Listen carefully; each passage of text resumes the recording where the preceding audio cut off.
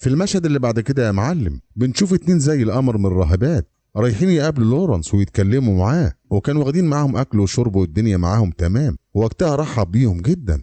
والراهبات كانوا فرحانين جدا لانه عارفينه اصم وابكم مش هيفضحهم ولا يتكلم عنهم. وهناك هما الاتنين قربوا ليه وبدأ يشاوروا له بلغة الإشارة إنهم عاوزين يعملوا علاقة معاه.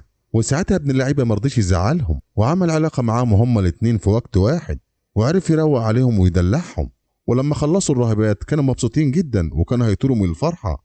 ويوم بعد يوم يا معلم الراهبات كلهم اتعودوا عليه، وكمان بدأت تقوم بينهم خناقة عشان يعملوا علاقة معاه عشان محرومين، وكمان هو الراجل الوحيد في الدير. وبنشوف يا معلم الأميرة بامبينيا وهي بتتكلم مع الراهبات وتحذرهم من اللي بيعملوه، وقالت لهم بلاش تستغلوا الشاب الأخرس لأن الرب هيغضب عليكم.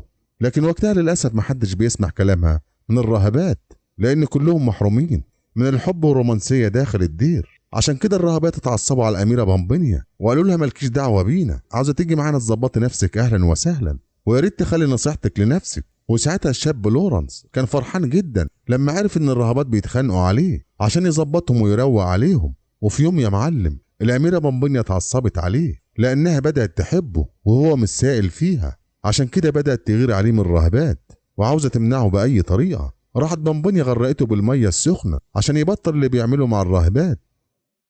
وبالفعل يا معلم لورنس ما كانش مقضيهم، واحدة داخلة واحدة طالعة عليه، والراهبات بدأ يدوله هدايا عشان يرضى عنهم ويروق عليهم ويظبطهم.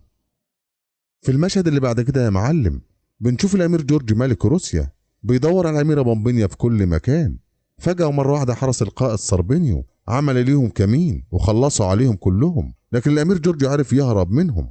وبنروح الدير مرة تانية وبنشوف الأميرة بامبينيا وهي ماشية في الحديقة. فجأة مرة واحدة بتسمع صوت واحد بيغني، راحت واحدة واحدة قربت منه، وهناك اتفاجئت ان هو لورنس وبيغني بصوت عالي. ساعتها عرفت ان هو كذب على الراهبات وعمل نفسه اصم وابكم، وكمان عرفت ان هو بيستغل الراهبات عشان يعمل معاهم علاقة. وقتها بامبينيا كانت عاوزة تتأكد مرة تانية من الصوت اللي سمعته في الحديقة، راحت قربت ليه وغطت وشه عشان ما يتعرفش عليها، وقربت منه جدا وقدمت له الاكل.